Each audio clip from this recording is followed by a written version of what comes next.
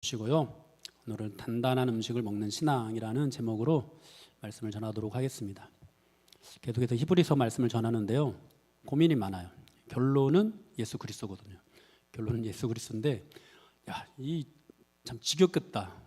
그러나 또 말씀은 늘 새롭잖아요. 이 새로운 것을 우리가 또 어떻게 받아들이느냐. 저는 성경대로 제가 전하는데 받아들이지 못하고 지겨워하면은 여러분들 책임입니다. 이렇게 책임을 좀 면해보고, 자, 오늘 본문에서는 신앙의 성장에 대해서 얘기를 하는데요. 이 성장, 신앙의 성장에 대해서 여러분들은 혹시 어떤 이해를 가지고 있나요? 우리가 우리가 흔히 성장하다고 할 때 사전적인 의미를 보면은 몸무게가 늘거나 키가 점점 크게 자라다, 또는 그 정도를 점점 크게 하거나 이전보다 나아지다, 이런 뜻입니다. 딱 보면은 대체로 외향적인 그런 모습에 대한 그런 정의가 되어 있는 것 같아요. 그런데 우리가 흔히 이제 성장이라고 하면은 그냥 겉으로만 자라는 것을 성장이라고 하지 않고 성숙하다라는 그런 의미를 우리가 포함시키죠. 그래서 어른이 되었다라는 그런 말을 쓰기도 하는데, 어른이 되었다고 할 때 그냥 덩치만 커지고 키만 자란 것을 어른이 되었다고 말을 하지는 않습니다. 우리가 정서적으로 그리고 경제적으로 여러 가지 면에서 스스로를 책임지고 성장해 가는 것, 이 사회를 위해서 또 가정을 위해서 뭔가 책임을 다할 수 있는 그런 상태에 이르는 것, 이런 것들을 우리가 성장했다, 또 어른이 되었다, 이렇게 표현을 하겠죠. 그렇다면 우리가 이제 신앙의 성장이라는 것을 얘기할 때 이런 비슷한 맥락으로 얘기를 할 수 있을까? 오늘 그 점을 한번 생각해 봤으면 좋겠는데요. 오늘 본문 12절을 보면은 성도들이 복음을 받고서 벌써 선생이 되어야 하는데 여전히 어린아이 신앙에 머물러 있다는 책망을 하고 있습니다. 그러면서 하나님의 말씀의 초보가 무엇인지 다시 가르침을 받아야 한다. 단단한 음식은 못 먹고 젖이나 먹어야 할 자가 되었다, 이렇게 말씀을 합니다. 그러면서 13절에서는 이 젖을 먹는 어린아이는 의의 말씀을 경험하지 못한 자라고 말씀을 하고요. 또 14절에서 단단한 음식은 장성한 자의 것이다, 이렇게 말씀을 합니다. 그러니까 의의 말씀을 경험해야 장성한 사람이라는 거죠. 단단한 음식을 먹어야 성장했다고 할 수 있는 것이죠. 그렇다면 이 의미들이 뭘까? 먼저 이 의미를 살펴보기 전에 일반적인 개념으로 우리가 신앙의 성장을 설명하면 이렇게 말을 할 수도 있을 것 같아요. 예수를 믿고 구원받아서 더 이상 나를 위해 살지 않고 주님을 위해 사는 것, 하나님의 영광을 위해서 사는 것, 하나님께서 내게 주신 어떤 은혜와 능력을 가지고 이제 하나님의 뜻을 이루면서 사는 것, 그러니까 자신이 스스로 이 성장을 이루어가면서 하나님의 영광을 위해서 사는 것, 이런 것을 신앙의 성장이라고 설명할 수 있을 것 같아요. 이것이 이제 일반적인 개념이고요. 그런데 우리가 성경을 보면은 이런 개념과는 조금 다르게 이 신앙의 성장을 설명하는 것을 보게 됩니다. 우리가 이 오늘 본문 말씀에서 나오는 신앙의 성장을 잘 이해하기 위해서 먼저 에베소서와 골로새서에서 이 신앙의 성장에 대해서 어떻게 설명을 하는지 한번 보겠는데요. 먼저 에베소서 말씀입니다. 에베소서 4장 11절에서 16절까지 우리 같이 한번 읽어보도록 하겠습니다. 그가 어떤 사람은 사도로, 어떤 사람은 선지자로, 어떤 사람은 복음 전하는 자로, 어떤 사람은 목사와 교사로 삼으셨으니 이는 성도를 온전하게 하여 봉사의 일을 하게 하며 그리스도의 몸을 세우려 하심이라. 우리가 다 하나님의 아들을 믿는 것과 아는 일에 하나가 되어 온전한 사랑을 이루어 그리스도의 장성한 분량이 충만한 데까지 이르리니 이는 우리가 이제부터 어린아이가 되지 아니하여 사람의 속임수와 간사한 유혹에 빠져 온갖 교훈의 풍조에 밀려 요동하지 않게 하려 함이라. 오직 사랑 안에서 참된 것을 하여 범사에 그에게까지 자랄지라. 그는 머리니 곧 그리스도라. 그에게서 온몸이 각 마디를 통하여 도움을 받음으로 연결되고 결합되어 각 지체의 분량대로 역사하여 그 몸을 자라게 하며 사랑 안에서 스스로 세우느니라. 아멘. 여기 보면 13절에서 그리스도의 장성한 분량이 충만한 데까지 이르라고 말씀을 하고요. 그리고 그 이유를 이제 14절에서 말씀하는데 어린아이가 되지 아니하여 사람의 속임수와 간사한 유혹에 빠져 온갖 교훈의 풍조에 밀려 요동하지 않기 위해서다, 이렇게 말씀을 합니다. 어린아이는 우리가 과자만 주어도 쉽게 유혹되어 가지고 유괴범을 따라가는 그런 치명적인 실수를 저지르죠. 그러니까 신앙이 어린 사람들, 영적으로 미숙한 사람은 조그만 사탄의 유혹에도 어린아이처럼 쉽게 넘어간다는 거죠. 그래서 자라나야 하는데 어떻게 자라날 수 있느냐? 머리가 대신 그리스도로부터 도움을 받고 연결되고 결합되어야 자라난다는 겁니다. 그러니까 그리스도로부터 사랑을 공급받아야 스스로를 세울 수 있다라고 말씀을 하는 거죠. 또 우리가 골로새서 말씀을 보겠는데요. 골로새서 2장 16절에서 19절입니다. 같이 읽겠습니다. 네, 2장 16절에서 그러므로 먹고 마시는 것과 절기나 초하루나 안식일을 이유로 누구든지 너희를 비판하지 못하게 하라. 이것들은 장래일의 그림자이나 몸은 그리스도의 것이니라. 아무도 꾸며낸 겸손과 청사 숭배를 이유로 너희를 정죄하지 못하게 하라. 그가 본 것에 의지하여 그 육신의 생각을 따라 헛되이 과장하고 머리를 붙들지 아니하는지라. 온몸이 머리로 말미암아 마디와 힘줄로 공급함을 받고 연합하여 하나님이 자라게 하심으로 자라느니라. 아멘. 네, 골로새서에서도 이 성장에 대해서 온몸이 머리로 말미암아 마디와 힘줄로 공급함을 받고 연합하는 것이라고 말씀을 합니다. 또 하나님이 자라게 하신다라는 그런 말씀도 있습니다. 그러니까 이 에베소서와 이 골로새서에서 강조하는 것은 공급받는 것이죠. 머리로부터 공급받는 것. 그러니까 여기서 중요한 것이 무엇이죠? 예수 그리스도와 연결되는 거예요. 끊어지지 않는 것, 끊임없이 공급받는 것. 신앙의 성장은 머리가 되신 예수님과 연결되어 있어야 가능하다는 것이죠. 머리가 되신 예수님과 떨어져 있으면, 예수님으로부터 끊어지면은 어린 아이라는 겁니다. 그런데 여러분, 이 히브리서가 기록될 당시 이 히브리서를 받아보는 독자들의 상황은 어땠죠? 예수님으로부터 멀어지고 있었죠. 쉽게 미혹되고 있었죠. 그래서 다시 유대교로 돌아가려고 하는 그런 시도들을 하고 있었습니다. 그래서 이 히브리서 기자가 그들을 향해서 어린아이 신앙이라고 책망을 하고 있는 것입니다. 여러분, 이제 여기까지 우리가 잠깐 정리를 하자면은 일반적인 개념에서 성장은 스스로 독립해서 자기 삶이나 자기 일에 대해서 스스로 책임을 지고 가정과 사회에 봉사하고 보답하는 삶을 사는 사람, 그것이 이제 성장한 사람이라고 한다면은, 그런데 신앙의 성장은 조금 다르죠. 신앙은 자라나면 자라날수록 더욱 주님을 의지합니다. 우리가 성장한다고 할 때 더 성장하고 더 자라나려면은 더욱 주님께 붙어 있어야 됩니다. 주님으로부터 독립한 사람은 성장했다라고 말을 할 수 없습니다.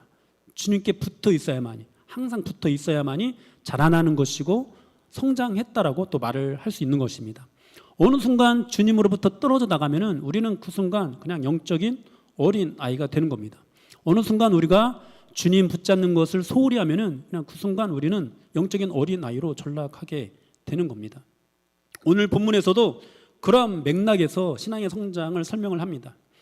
우리가 이 앞단락에서 예수님은 멜기세덱의 반차를 따르는 제사장이다 이렇게 말씀이 있었고요. 이어서 오늘 본문에서 어린아이 신앙을 가지고 있는 것을 책망하면서 다시 이제 멜기세덱을 언급하는데요. 11절을 보니까 멜기세덱에 대해서 너희가 듣는 것이 둔함으로 설명하기 어려우니라 이렇게 말씀을 하고 있어요. 어린아이 신앙을 가진 사람들이 듣는 것이 둔해서 멜기세덱에 대해서 설명을 해줘도 이해를 하지 못한다는 거죠. 그러면 우리가 이것을 거꾸로 말하면은 신앙이 성장하면은 멜기세덱에 대해서 잘 이해할 수 있다라고 볼 수도 있습니다. 여러분은 이 멜기세덱에 대해서 잘 알고 있나요? 잘 이해하고 있나요? 어떤 점을 우리가 잘 이해하고 있어야 멜기세덱을 잘 알고 있는 것일까요? 먼저 우리가 이 멜기세덱에 대해서 한번 알아보겠는데요. 성경을 보면은요, 멜기세덱이라는 이름이 13번이 나옵니다. 창세기에서 2번 나오고요. 그리고 시편에서 1번 나오고요. 그리고 이제 히브리서에서 나머지 10번이 다 나옵니다. 그러면 이제 창세기에 나온 멜기세덱부터 우리가 한번 살펴보겠는데요. 창세기 14장 17절에서 24절입니다. 같이 읽겠습니다. 아브라함이 그돌라오멜과 그와 함께한 왕들을 처부수고 돌아올 때 소돔 왕이 샤웨 골짜기 곧 왕의 골짜기로 나와 그를 영접하였고 살렘 왕 멜기세덱이 떡과 포도주를 가지고 나왔으니 그는 지극히 높으신 하나님의 제사장이었더라.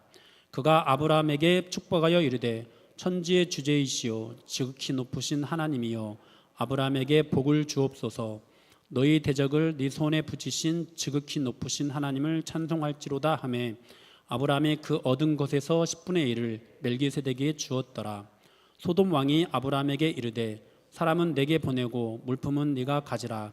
아브라함이 소돔 왕에게 이르되 천지의 주제이시오 지극히 높으신 하나님 여호와께 내가 손을 들어 맹세하노니 이 말이 내가 아브라함으로 치부하게 하였다 할까 하여 내게 속한 것은 실 한 오락이나 들매끈 한 가닥도 내가 가지지 아니하리라. 오직 젊은이들이 먹은 것과 나의 동행한 아넬과 에스골과 마므레의 분깃을 제할지니 그들이 그 분깃을 가질 것이니라. 아멘. 네, 이제 이것은 아브라함 시대에 있었던 일인데요. 아브라함과 원래는 그 조카 롯이 함께 지내고 있었죠. 그러다가 서로 헤어져 살게 됐는데요. 아브라함은 헤브론 지역에 정착해서 살게 되고 롯은 소돔 지역에 거주하게 되었습니다. 그때 이제 소돔 지역의 왕들이 그둘라오멜이라는 왕에게 지배를 받고 있었어요. 12년 동안이나 지배를 받고 있었는데 13년째 이제 배반을 하게 되었습니다. 그러니까 이 그둘라오멜 왕이 자신을 포함해서 4개의 나라와 연합해서 소돔과 고모라로 쳐들어옵니다. 그래서 수많은 재물과 사람들을 약탈해 가죠. 그때 아브라함의 조카, 소돔에 있던 아브라함의 조카 롯까지 사로잡아 가게 됩니다. 이 롯은 아브라함의 유일한 혈육이었어요. 그 가문의 유일한 그 손자, 그러니까 그 아버지가 데라인데 유일한 데라의 손자였어요. 그 아들 3명 있는데 누구도 아들을 갖지 못한 상태였거든요. 그러니까 굉장히 귀한 조카입니다. 당연히 아브라함이 구하러 갔겠죠. 집에서 길리고 훈련된 자 318명을 데리고 쭉 해서 이 4개국 연합군을 대파합니다. 그리고 사로잡힌 사람들을 다 구해오고 수많은 전리품까지 획득을 합니다. 그때 이제 소돔 왕과 살렘 왕 멜기세덱이 아브라함을 마중 나와서 아브라함을 축복하는데 방금 읽은 그 말씀이 그 축복하는 장면입니다. 여기에서 이제 멜기세덱은 지극히 높으신 하나님의 제사장으로 소개가 됩니다. 그가 아브라함을 축복하면서 말하기를 아브라함이 대적을 이긴 것은 아브라함의 실력으로 이긴 것이 아니라 하나님의 돌보심으로 이긴 것이다, 이렇게 말을 합니다. 그러자 아브라함이 그 얻은 것 중에 10분의 1을 이제 멜기세덱에게 이제 바치게 되죠. 그것이 무슨 의미일까요? 이 전쟁에서 싸워서 승리하게 된 것이 내 힘으로 된 것이 아니라 정말로 하나님의 도우심으로 된 것이라는 사실을 인정하는 거예요. 그렇게 인정하면서 10분의 1을 드리는 겁니다.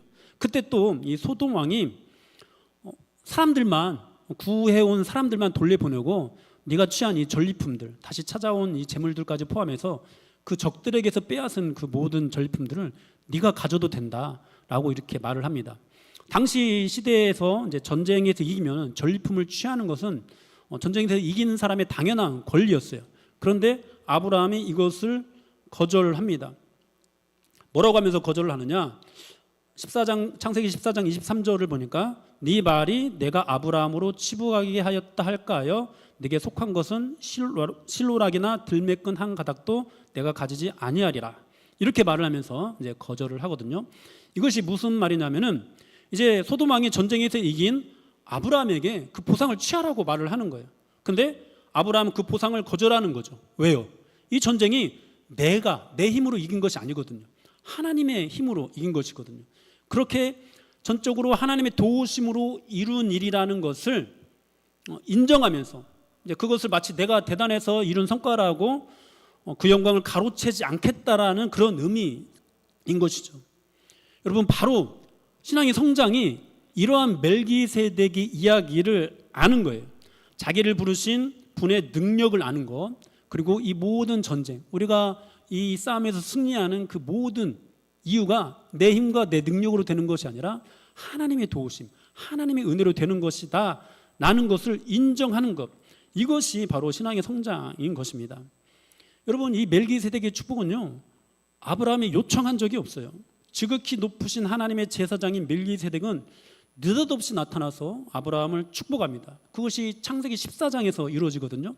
그리고 나서 창세기 15장, 이제 일방적으로 축복을 받고 창세기 15장에서 어떤 일이 일어나느냐, 아브라함이 믿음으로 의롭다함을 받습니다.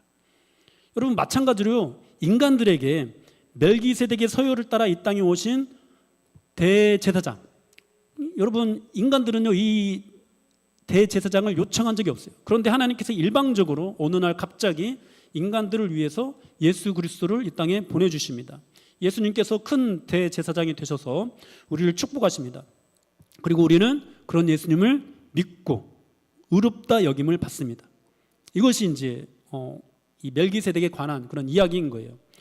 이 창세기 이후로 멜기세덱에 대한 말씀은 한동안 나오지 않는데요. 그러다가 시편에 등장을 하죠. 멜기세덱이 제사장이잖아요. 그러니까 제사장이라고 하면은 그 제사장 제도에 대해서 우리에게 가르치고 있는 모세의 그 율법서들 이런 데에서 등장을 할 법도 한데 한 번도 등장을 하지 않습니다. 그러다가 시편에서 등장을 하는데요. 시편 110편 1절에서 7절까지 말씀 우리 같이 한번 읽어보도록 하겠습니다. 여호와께서 내 주에게 말씀하시기를 내가 네 원수들로 내 발판이 되게 하기까지 너는 내 오른쪽에 앉아 있으라 하셨도다. 여호와께서 시온에서부터 주의 권능의 귤을 내보내시리니 주는 원수들 중에서 다스리소서. 주의 권능의 날에 주의 백성이 거룩한 옷을 입고 즐거이 헌신하니 새벽 이슬 같은 주의 청년들이 주께 나오는도다. 여호와는 맹세하고 변하지 아니하시리라. 이르시기를 너는 멜기세덱의 서열을 따라 영원한 제사장이라 하셨도다. 주의 오른쪽에 계신 주께서 그의 노하시는 날에 왕들을 쳐서 깨뜨리실 것이라. 뭇 나라를 심판하여 시체로 가득하게 하시고 여러 나라의 머리를 쳐서 깨뜨리시며 길가의 시냇물을 마심으로 그의 머리를 드시리로다. 아멘. 여기서 이제 다윗이 너는 멜기세덱의 서열을 따라 영원한 제사장이라는 그런 말을 하는데요. 이것이 이제 예수님을 가리키거든요. 왜 이 예수님을 가리키는다고 확신을 하느냐? 예수님께서 마태복음 22장에서 이 시편을 인용을 해요. 뭐라고 하면서 인용을 하냐면은 다윗이 그리스도를 주라고 칭하였는데 어찌하여 그리스도가 다윗의 자손이 되겠느냐? 이렇게 말을 하면서 인용을 합니다. 그래서 우리는 이 시편 110편에서 말씀하는 멜기세덱의 서열을 따라오는 제사장이 예수님이라는 사실을 알 수 있습니다. 이처럼 멜기세덱은 그가 제사장인데도 불구하고 율법서에서는 전혀 언급이 없고 아브라함 시대에서 다윗의 시편으로 바로 연결이 되고요. 그리고 이제 신약에 와서 히브리서에 와서 예수님이 바로 그 멜기세덱의 반차를 따르는 제사장이라고 소개가 되고 있습니다. 아브라함이 멜기세덱을 알고 그에게 12조를 바치고 아브라함 자신이 얻은 승리가 하나님으로부터 말미암았음을 인정하면서 하나님께 영광을 돌렸던 것처럼 오늘날 우리도 예수 그리스도를 알고 예수 그리스도께 우리의 11조를 드리면서 우리의 모든 승리가 하나님으로부터 말미암았음을 인정해야 된다라는 그런 뜻이죠. 그것을 알지 못하면은 신앙의 성장했다고 말을 할 수 없는 거죠. 그것을 알아야, 그것을 전적으로 알아야, 그것을 그냥 지식으로만 알고 있는 것이 아니라 그것이 잠깐 그냥 이빨한 그런 고백으로만 우리가 내던지는 그런 정도로 아는 것이 아니라 진짜 모든 삶으로, 모든 나의 언행으로 그것을 알고 행할 때 신앙이 성장했다라고 말을 할 수 있는 것이죠. 여러분, 이 예수 그리스도를 아는 것, 멜기세덱을 아는 것, 이것이 얼마나 중요한지 베드로 사도도 이렇게 하나님의 말씀을 전하고 있습니다. 베드로후서 3장 17절 18절 말씀인데요. 같이 읽겠습니다. 그러므로 사랑하는 자들아 너희가 이것을 미리 알았은즉 무법한 자들의 미혹에 이끌려 너희가 굳센 데서 떨어질까 삼가라. 오직 우리 주 곧 구주 예수 그리스도의 은혜와 그를 아는 지식에서 자라가라. 영광이 이제와 영원한 날까지 그에게 있을지어다. 아멘. 우리가 미혹에 이끌리지 않아야 되는데 그러려면은 오직 우리 주 곧 구주 예수 그리스도의 은혜와 그를 아는 지식에서 자라가라. 이렇게 말씀을 하고 있습니다.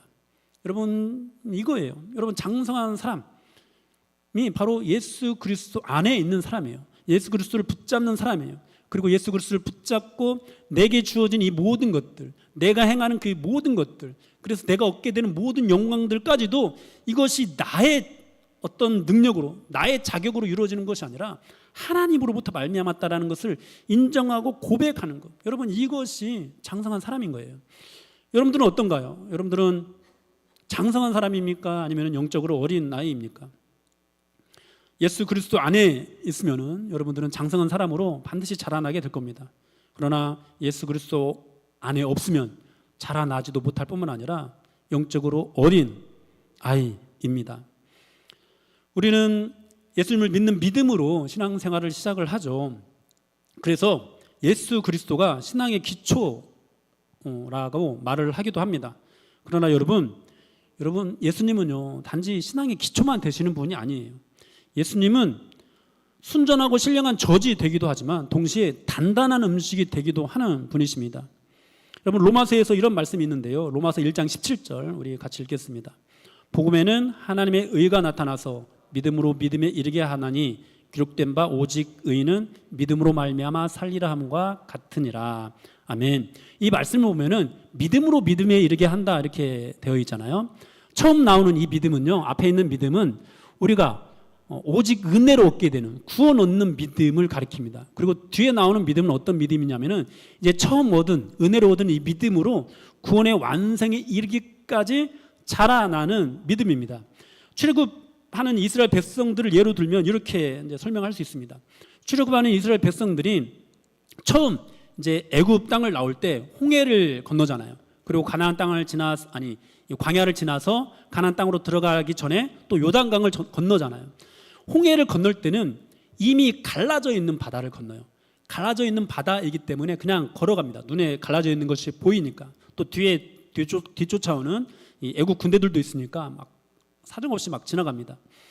그런데 이제 가나안 땅에 들어가기 전 요단강을 건널 때는 어떤가요? 요단강은 멈추지 않아요. 흐르고 있어요. 여전히 흐르고 있는데 이스라엘 백성들이 발을 내딛는 순간 그 강물이 멈춰 서게 됩니다. 여러분, 우리가 신앙의 성장이 바로 그런 거예요. 믿음으로 믿음에 이르게 된다는 것은 우리가 전적인 하나님의 은혜로 구원받아서 홍해를 건너서 이 광야에서 훈련받고 그리고 결국에는 가나안 땅에 들어가는 것, 이 요단강을 건너서 가나안 땅에 들어가는 것을 의미해요. 그런데 우리가 처음 이제 예수 믿을 때, 구원 얻는 믿음을 얻을 때 내 죄를 고백하고 예수님을 나의 구주로 영접하는 것은 어렵지 않게 할 수 있습니다. 그런데요, 그렇게 쭉 자라나면서 요단강을 건너는 것은 이게 결코 쉬운 일이 아닙니다. 여러분, 흐르는 강물을 향해서 믿음으로 발을 내딛는 것은요, 정말 대단한 결단이 있어야 돼요. 여러분, 그리고 우리가 또 이 믿음에서 믿음에 이르게 한다고 할 때도 처음 이 믿음도 우리가 예수님을 믿는 믿음으로 할 수 있는 건데 나중에 이르는 이 믿음도 처음 얻은 이 믿음으로 해야 되는 거거든요. 결국은 이 처음 우리가 얻게 되는 믿음, 그리고 두 번째 다다르게 되는 이 믿음, 이 둘 다 결국에는 그리스도를 붙잡을 때, 그리스도를 의지할 때, 오직 그리스도를 통해서만 이룰 수 있는 그런 믿음이 되는 것입니다. 여러분들은 이런 믿음 안에 있나요? 처음 홍해를 지나는 그런 믿음에서 훈련을 받으면서 이제 여전히 강물이 흐르고 있어도 죽으면 죽으리다라는 그런 마음으로 내 발을 내디딜 수 있을 만큼 어떤 그런 정도로 처음 믿은 예수님을 강력하게 붙잡고 계십니까? 여러분, 참 그런데 우리가 우리의 신앙의 모습들을 잠잠히 들여다보면은 우리는 너무도 쉽게 미혹되어서 예수님으로부터 떨어져 나가는 것을 보게 됩니다. 너무도 쉽게 차라리 애굽으로 돌아가자, 애굽이 좋았다, 이런 말들을 내뱉으면서 불평을 합니다. 여러분, 아무리 우리가 그것을 좀 외면하려고 해도, 부인하려고 해도 어쩔 수 없는 사실인 것 같아요. 우리가 신앙의 성장을 하더라도 신앙을 성장해 나가는 그 단계마다 우리는 예수님으로부터 마음이 매이게 되는 것이 아니라 세상에게 마음을 빼앗겨서 예수님을 멀리하는 일들을 자주 하곤 합니다. 왜 그러냐면은 우리 안에 죄성이 있기 때문이에요. 예수님을 외면하고 멀리하려는 본성이 있기 때문입니다. 우리가 흔히 뭔가 이 신앙적으로, 그러니까 종교적으로 뭔가 열심히 하면은 예수님으로부터 멀어지지 않았다라는 착각을 하기도 하는데요. 여러분, 그것도 사실은 우리가 진지하게 한번 들여다봐야 돼요. 우리 인간에게는 종교성이라는 것이 있어요. 예수를 믿는 믿음과 상관없이 신의 존재를 부인할 수 없는 것들이 이 자연계에 숨어 있기 때문에 인간은 누구나 종교성을 가지게 됩니다. 그런데 이 종교성이 우리를 예수님께 매이게 하지 않거든요. 예수님을 알게 하지 않거든요. 예수님을 믿게 하지 않거든요. 또 우리가 예수를 믿는 믿음 이후에 신앙생활을 하면서도 이 종교성으로는 절대 이 요단강을 건너는 믿음으로 자라날 수 없거든요. 이 종교성이 아닌 그냥 예수님이 나의 주인 되심, 예수님이 나의 죄를 위해서 죽어주시고 부활하셨다는 그 사실을 붙잡는 믿음만이 나를 온전한 신앙의 성장의 길로 이끌어 가거든요. 그런데 우리는 너무도 많이 이 예수님을 잃어버려서 어떤 일을 저지르느냐, 마치 이스라엘 백성들이 광야에서 금송아지를 만든 것과 같은 그런 일들을 저지르는 거예요. 유대인들이 예수님을 배척하고 모세와 율법을 떠받들었던 것처럼 우리도 그렇게 예수님을 배척하는 일들을 저지르는 거예요. 여러분, 이것이 바로 신앙의 본질인데요.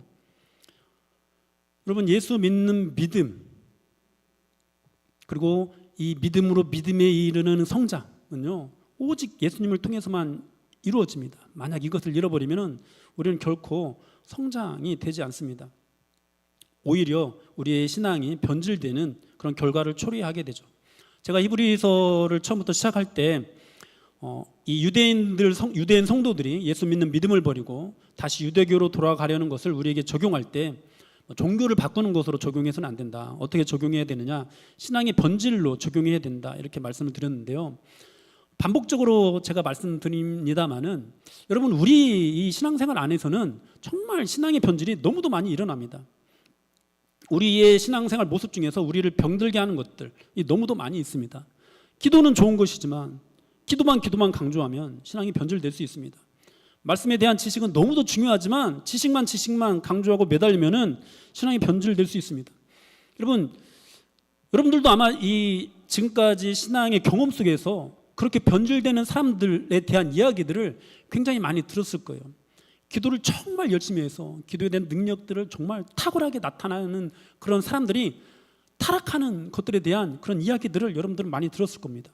말씀에 대한 지식이 탁월해서 말씀을 너무 잘 전하고 말씀을 너무 잘 가르치는데 그런 사람들이 교만하고 막 어떤 우월의식을 가지고 사랑으로 낮아져서 섬기지 못하는 그런 이야기들을 우리는 너무도 많이 들었습니다. 자신을 불사르게 내어주는 헌신이 있는데 사랑의 섬김을 잃어버리는 그런 분들을 우리는 너무도 많이 봤어요. 여러분, 그런 사람들이 겉으로 보기에는 대단한 것처럼 보이지만, 그리고 신앙이 굉장히 성장했다라고 보여지지만 실제로는 그렇지 않다는 거죠. 어린아이라는 거예요. 그래서 저는 우리 청년들한테 신앙의 성장에 대해서 가르칠 때 이런 설명을 합니다. 저는 처음에 이제 막 예수 믿고 변화되고 또 이제 뭐 선교단체를 통해서 은혜 받고 뭔가 대단한 열정을 가지고 막 이렇게 신앙생활 하면서 신앙의 성장이 이런 곳이라고 생각을 했어요. 이전보다 기도를 더 많이 하는 거, 이전보다 뭐 말씀을 더 깊이 묵상하는 거, 이전보다 전도를 더 열심히 하는 거, 이렇게 되는 것이 신앙의 성장이라고 생각을 했어요. 그런데 이 모든 말씀에 비추어서 그리고 내 삶에 대한 어떤 하나님의 깨달음을 주시고 내가 얼마나 큰 죄인지를 더 깊이 깨닫게 하시면서 하나님께서 제게 알게 하신 것은 그것이 신앙의 성장이 아니더라고요. 기도를 많이 하고 있는데 저는 영적인 어린아이더라고요. 그렇다면 무엇이 신앙의 성장이냐? 나의 죄에 대한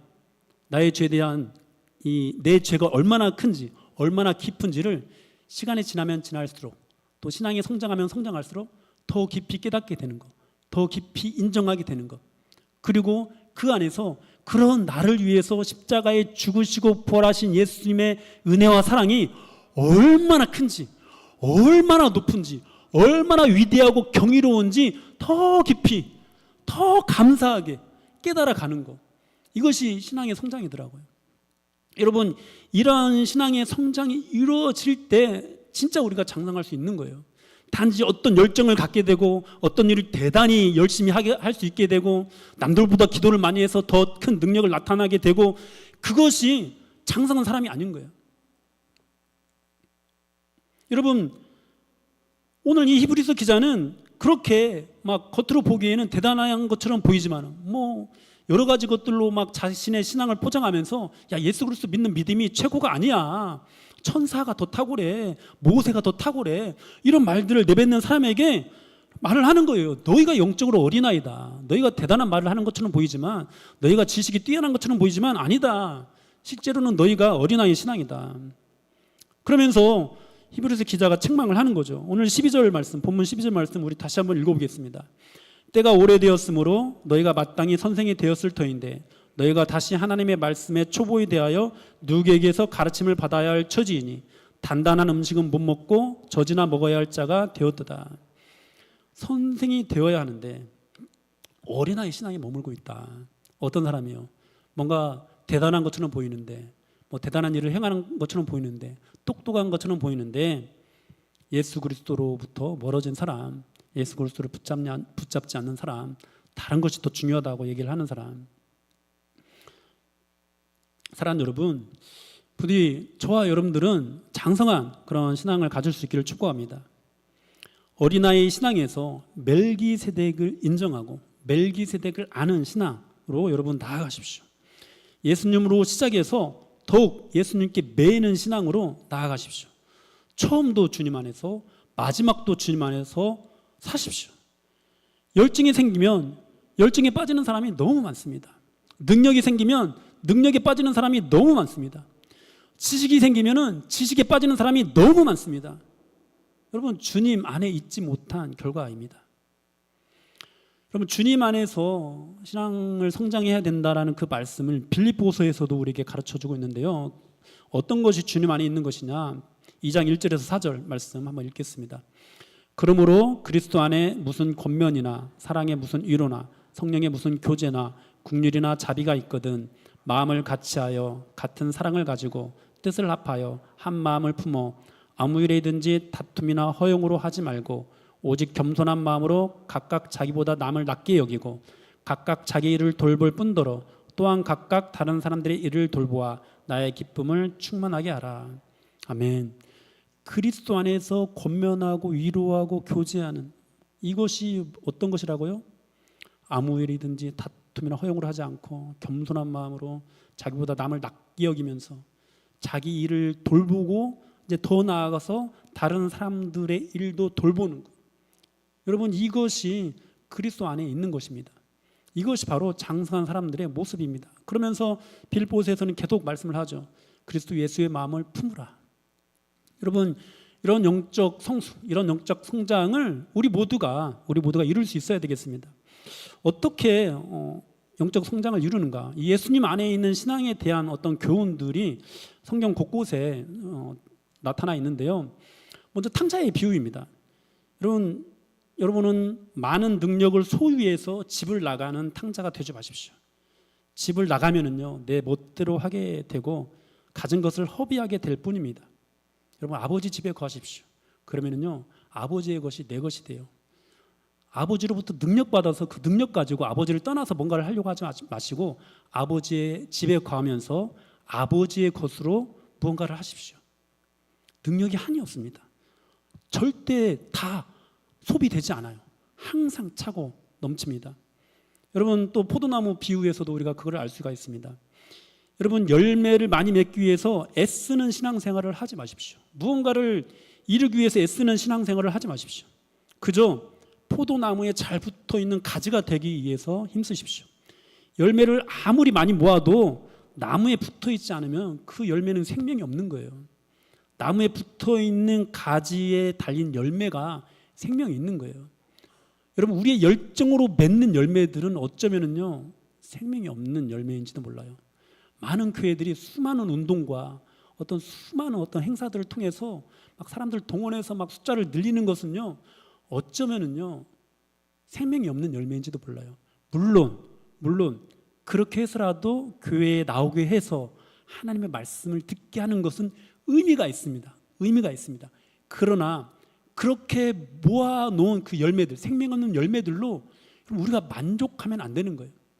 우리가 그들을 위해서 십자가를 지고 그들이 생명을 가진 자로 자라나게 하기 위해서는 정말 그냥 단순히 이 모아놓는 그런 수고가 아니라 내 몸을 통해서, 예수님의 몸을 통해서 가지가 되어서 이 양분을 공급하여 주고 예수님으로부터 공급받는 이 영양분으로 인해서 그가 생명을 맺게 하는, 그러니까 다시 해산하는 그런 수고와 같은 그런 노력들을 해야만 맺을 수 있는 거예요.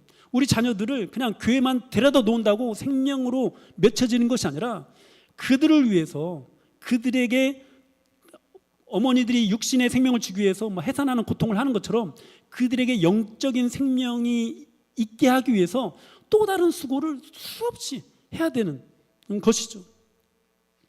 여러분, 이 모든 것들이 우리가 나무에 붙어 있을 때 가능하게 됩니다. 여러분, 우리가 이렇게 또 성장하기 위해서 어떻게 성장해야 되느냐, 그 힌트가 또 출애굽 이스라엘 백성들 이야기에 나타나 있습니다. 출애굽 이스라엘 백성들이 홍해를 건너서 요단강을 건너는 신앙으로 어떻게 성장했는지 한번 주목해 보십시오. 어떻게 성장했죠? 광야에서 만나와 메추라기를 먹으면서 훈련받으면서 성장했습니다. 만나와 메추라기를 먹으면서 훈련했다는 것은 이렇게 우리는 해석을 하죠. 말씀으로, 사람이 떡으로만 사는 것이 아니라 말씀으로 사는 것이다라는 것을 훈련받은 거죠. 여러분, 이 매일매일 만나와 메추라기를 먹는 것, 매일매일 하나님의 말씀을 배우는 것, 묵상하는 것, 그 말씀의 의미를 다시 한번 되새기는 것, 여러분, 이것으로 훈련받을 때 우리가 장성한 사람으로 성장할 수 있는 거예요. 그런데 이 말씀을 배운다고 할 때 이전에 받았던 말씀이 아니에요. 매일매일 새롭게 해요. 매일매일 새롭게. 또 이전에 받던 말들도 또다시예요. 그러니까 우리가 청년 시절에 그 말씀에 대해서 깨닫고, 기도가 중요하구나, 전도가 중요하구나, 선교가 중요하구나, 이런 말들을 하면서 신앙생활을 할 수 있어요. 그런데 그렇게 하면 안 된다라는 거예요. 또다시 말씀을 배워야 되고, 또다시 말씀을 받아야 되고, 또다시 말씀을 묵상해야 되는 거예요. 그럴 때 기도가 어떤 것인지 다시 한번 깨닫게 되고, 전도가 어떤 것인지 다시 한번 깨닫게 되고, 양육이 어떤 것인지 다시 한번 새롭게 깨닫게 되는 거예요. 그렇지 않으면 이런 성장이 이루어지지 않는 거예요. 그래서 제가 최근에 복음학교를 통해서 우리 청년들 교육을 시켰었는데요. 청년들에게 이렇게 말을 해요. 너희가 나중에 신앙생활을 계속하면서 또 다른 목사님을 만나게 되거나, 아니면 너희가 취업을 하거나 결혼을 하거나 하면서 교회를 혹시라도 옮기게 되는 그런 일들이 생기거나 할 때 또 새로운 교회에서 이런 어떤 훈련들이 또 이루어지게 될 수 있다. 그런데 대체로 그런 훈련들을 보면은 배우는 것이 비슷하다. 그때 예전에 배웠는데 하면서 그걸 거절하지 마라. 또 배워라. 또 배우고 또 배우고 또 배워라. 왜요? 작년에 이 말씀을 배울 때와 올해 말씀을 배울 때 다른 거예요. 같은 본문, 같은 내용이지만 우리가 깨닫게 되는 건 전혀 다른 거예요. 날마다 만나와 메추라기는 먹어야 됩니다. 날마다 먹으면은 그것이 새로워지는 거예요. 그런데 우리는 이전에 깨달았던 그 말씀 그대로만 가지고 그것으로만 그냥 사는 거죠. 그것으로만 내 열정 막 쏟아붓는 거죠. 그게 아니라는 거죠. 이전에 받았던 거라도 그것이 그리스도를 머리로 해서 전체 안에서 아우러지고 같은 마음을 품고 같은 생각을 하면서 우리가 올바르게 성장하려면요, 반드시 날마다 공급받아야 됩니다. 날마다 똑같은 것이라 하더라도 또다시 공급받아야 합니다. 사랑하는 여러분, 그러면 여러분은 이미 알고 있는 말씀이라 하더라도 또 배우는 일을 주저하지 마십시오. 다시 말씀 앞에 서십시오.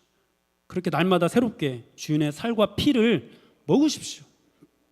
오직 예수님으로만 진정한 신앙의 성장이 이루어진다는 사실을 기억하시고, 신앙이 성장하면 성장할수록 더욱더 예수 그리스도의 중심이 되고, 더욱더 말씀을 날마다 같은 말씀이라 하더라도 날마다 묵상하고 또 묵상하면서 그렇게 장성한 신앙으로 자라서 멜기세덱을 깊이 이해하고, 우리의 이 모든 것들이 나로 말미암은 것이 아니라 하나님으로부터 말미암았다는 것을 더 깊이 인정하고 더 깊이 고백하면서, 여러분, 그러면은요, 옆에 있는 사람을 대하는 것이 달라질 거예요. 연약한 사람을 대하는 것도 달라질 거고, 내 뜻이 관철되지 않을 때 그것을 대하는 태도도 달라지게 될 거고, 내가 다른 사람을 섬기는 태도도 달라지게 될 거고, 가르치는 태도도 달라지게 될 거예요. 여러분, 낮아져서 섬기게 될 거예요. 진정으로. 그렇게 단단한 음식을 먹고 진정한 신앙의 성장을 이루어가는 우리 모두가 될 수 있기를 주님의 이름으로 축복합니다. 우리 같이 찬양하고 기도하도록 하겠습니다.